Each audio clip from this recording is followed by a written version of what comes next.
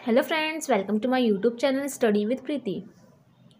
इस वीडियो में हम सबसे पहले क्या करेंगे, क्लास 11th का economic chapter 2 collection of data या फिर आंकड़ों का संकलन, इसका पार्ट 1 और 2 डिस्क्रिप्शन बॉक्स में दिया गया है, वहाँ से आप जाके देख सकते हैं। फुल एक्सप्लेन वीडियो है, ठीक है। तो ये पार्ट 3 है हमारा, द्वितीयक आंकड़ों का संकलन। इसमें हम पढ़ेंगे द्वितीयक आंकड़ों का संकलन कैसे किया जाता है। तो द्वितीयक आंकड़ों का संकलन दो टाइप का होता है, प्रकाशित स्रोत और अप्रकाशित स्रोत। फर्स्ट है हमारा प्रकाशित स्रोत। इसमें भी देखिए इतने सारे टाइप है। सबसे पहले देखिए सरकारी प्रकाशन।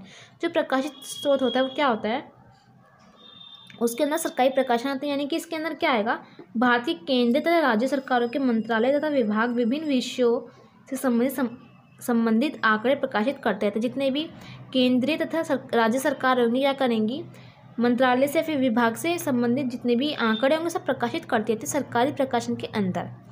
सेकंड है हमारा अर्ध सरकारी प्रकाशन।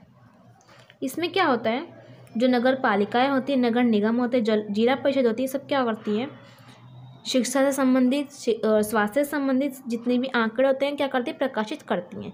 अर्ध सरकारी के अंदर ये आ गया। समितियों व आयोग की रिपोर्ट। इसमें क्या होता है, सरकार द्वारा नियुक्त विभिन्न समितियाँ फिर आयोग की रिपोर्ट इसमें संकलित की जाती है, यानी कि इसमें प्रकाशित की जाती है। फोर्थ है हमारा व्यापारिक संघों के प्रकाशन। इसमें क्या होता है, व्यापार से जितने भी रिलेटेड आंकड़े होते हैं वो इसमें प्रकाशित होते हैं। अनुसंधान संस्थानों के प्रकाशन। इसमें हो गया विश्वविद्यालय अनुसंधान, जितने भी इससे रिलेटेड विश्वविद्यालयों से रिलेटेड जितने भी आंकड़े होंगे सब इसके अंदर प्रकाशित किए जाते हैं। पत्रिकाएँ क्या हो गई, जैसे कि इकोनॉमिक्स टाइम हो गया, कॉमर्स हो गया, फैक्ट्स फॉर यू, ये सब जितने भी इसमें आंकड़े हैं सब इसके अंतर्गत प्रकाशित किए जाते हैं। व्यक्तिगत अनुसंधानकर्ताओं के प्रकाशन, ये इसके अंदर आएगा। और अंतर्राष्ट्रीय प्रकाशन, जैसे कि हमारा यूएनओ हो गया, वर्ल्ड बैंक हो गया, IMF यानी कि अंतर्राष्ट्रीय मुद्रा कोष हो गया, इसके आंकड़े सारे इसके अंदर आएंगे, अंतर्राष्ट्रीय प्रकाशन के अंदर आएंगे, ठीक है। हमने प्रकाशित स्रोत के बारे में पढ़ लिया। अब हम पढ़ेंगे अप्रकाशित स्रोत। इसमें क्या होता है, हमें कुछ सावधानियाँ होती है। जब द्वितीयक आंकड़ों को हम संकलन करते हैं, यानी कलेक्शन करते हैं, तो हमें कुछ सावधानियों का बरतना पड़ता है। तो देखिए कौन से हमें जो सावधानियाँ बरतनी पड़ेंगी। सबसे पहली है संकलन संगठन की योग्यता। आंकड़ों का प्रयोग केवल तभी किया जाना चाहिए यदि ये आंकड़े योग्य, अनुभवी तथा पक्षपातहीन अन्वेषकों द्वारा एकत्रित किए गए हों। मतलब कि जो हम जो आंकड़े इकट्ठा कर रहे हैं द्वितीयक आंकड़ों के लिए, जो हम आंकड़े इकट्ठा कर रहे हैं वो किसी योग्य, अनुभवी तथा पक्षपातहीन अन्वेषकों द्वारा एकत्रित किए गए हों, तभी हम उस आंकड़ों को इकट्ठा करेंगे, ठीक है। उद्देश्य तथा क्षेत्र। द्वितीयक आंकड़े जब प्राथमिक रूप से एकत्रित किए गए थे तो उनका उद्देश्य तथा क्षेत्र क्या था। अगर उनका उद्देश्य और क्षेत्र कुछ अलग होगा तो हम उस आंकड़े को इकट्ठा नहीं करेंगे, ठीक है। संकलन विधि क्या होती है, द्वितीयक आंकड़ों को प्राथमिक रूप से संकलित करते समय जो विधि अपनाई गई है वह उपयुक्त तथा विश्वसनीय थी या नहीं। जब हम प्राथमिक आंकड़ों से हम कोई भी आंकड़े इकट्ठा करते हैं, ठीक है, द्वितीयक आंकड़ों को हमने इकट्ठा किया तो हमें देख लेना चाहिए कि जो उन्होंने विधि अपनाई है वो सही है या नहीं है। उसके बाद ही हमें उस द्वितीयक आंकड़ों को इकट्ठा करना चाहिए, ठीक है। फोर्थ पार्ट है संकलन का समय तथा परिस्थितियाँ। यह भी निश्चित कर लेना चाहिए कि उपलब्ध आंकड़े किस समय से संबंधित हैं तथा उन्हें किन परिस्थितियों में एकत्रित किया गया हो। मतलब उनका हमें समय भी देखना चाहिए, किस समय में एकत्रित किए गए हैं और किस परिस्थितियों में एकत्रित किए गए हैं वो आंकड़े। फिफ्थ है इकाई की परिभाषा। संकलित आंकड़ों को प्रयोग करने से पहले ये देख लेना चाहिए कि पूर्व अनुसंधान में आंकड़ों का इकाइयों का जिन अर्थों में प्रयोग किया जाना है वे वर्तमान अनुसंधान में प्रयोग की जाने वाली इकाइयों के अर्थ के समान है या अथवा नहीं। मतलब कि जो सबसे पहले आंकड़े इकट्ठे किए गए हैं वो उसके समान, जो अब हमें आंकड़े चाहिए उन दोनों के दोनों इक्वल होने चाहिए, दोनों समान होने चाहिए, ठीक है, तभी उस आंकड़ों को इकट्ठा किया जाना चाहिए। शुद्धता।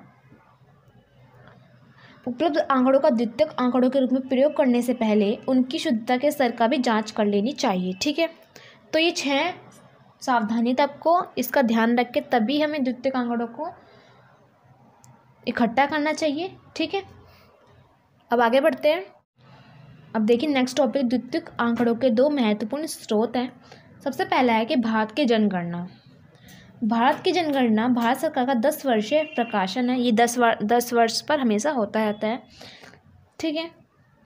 यह भारत के registrar general and census commissioner द्वारा प्रकाशित किया जाता है, ठीक है। इसके अंदर जब भारत की जनगणना की जाती है तो उसके अंदर कुछ बातें जो शामिल होती है, पैरामीटर जो होते हैं शामिल होते हैं। तो देखिए क्या क्या होता है। भारत में जनसंख्या का आकार, भारत में कितनी जनसंख्या, वृद्धि दर तथा वितरण। उसके बाद जनसंख्या प्रक्षेपण, और थर्ड है हमारा जनसंख्या घनत्व, ठीक है। जनसंख्या की लिंग संरचना, साक्षरता की अवस्था। जब हम जनगणना करते हैं तो हमें इन पांच चीज़ों के बारे में पता चलता है। साक्षरता दर क्या होती है, मतलब साक्षर लोग कितने हैं, उनकी लिंग क्या है, और जनसंख्या कितनी है। ये सब हमें उसके जब जनगणना हम करते हैं तो ये सब हमें पता चलता है, ठीक है। नेक्स्ट है हमारा राष्ट्रीय प्रतिदर सर्वेक्षण कार्यालय की रिपोर्ट एवं प्रकाशन। भारत में द्वितीयक आंकड़ों का एक अन्य महत्वपूर्ण स्रोत NSSO की रिपोर्ट तथा प्रकाशन है। Ministry of statistics and programme implementation के अंतर्गत NSSO एक सरकारी संगठन है, ठीक है। इसके अंतर्गत क्या है, जो NSSO है एक सरकारी संगठन है। देश के शहरी तथा ग्रामीण भागों में होने वाली विभिन्न आर्थिक क्रियाओं से संबंधित आधारभूत सांख्यिकी सूचना यह संगठन नियमित रूप से सैंपल सर्वे करके एकत्रित करता है, ठीक है। जो भी देश में हो रहा है, यानी कि जो शहर में और ग्रामीण में जितने भी आर्थिक क्रियाओं से जितनी भी संबंधित सांख्यिकी सूचनाएं होंगी वो NSSO एकत्रित करता है, ठीक है। तो देखिए इसमें भी कुछ शामिल है। भूमि तथा पशु जोत, यानी कि भूमि के बारे में, जैसे ग्रामीण एरिया में क्या होता है कि भूमि और पशु जोत के बारे में ये सांख्यिकी सूचना एकत्रित करता है। उसके बाद NSSO एकत्रित करने के बाद उसको प्रकाशन करता है। सेकंड है भवन दशाएं तथा प्रवास झुग्गी झोपड़ी में रहने वालों पर विशेष बल देते हुए भारत में रोजगार तथा बेरोजगार की स्थिति क्या है, ठीक है, कितने हैं कितने नहीं हैं। फोर्थ है भारत में उपभोक्ता व्यय, जिसमें लोगों की विभिन्न श्रेणियों के उपभोक्ता व्यय का स्तर तथा प्रतिमाएं शामिल है।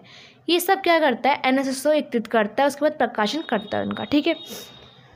तो यहाँ पे अब हम लोग का चैप्टर ख़त्म हो गया था। अगर आपको यहाँ तक क्लियर बिल्कुल समझ में आए तो वीडियो को लाइक करें, चैनल को सब्सक्राइब करें और वीडियो को शेयर करें। Thanks for watching.